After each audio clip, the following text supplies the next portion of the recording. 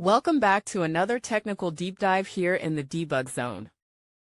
Today we're tackling a big question and breaking it down with insights from other users. Hopefully this clears up some misconceptions and helps you get the answer you need. So buckle up, stay a little curious, and let's jump right in.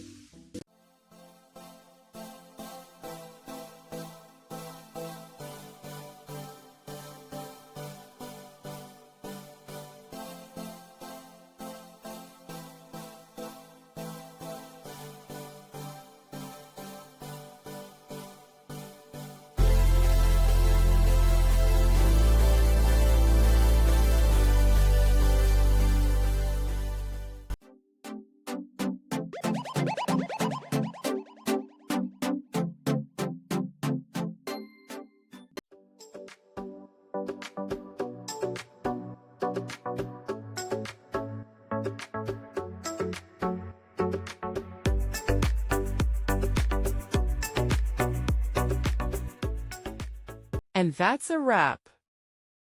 I hope you found the answer you were looking for. If you did, take a second to hit that subscribe button. It really helps out. And let me know in the comments which solution worked best for you. See you next time in the debug zone.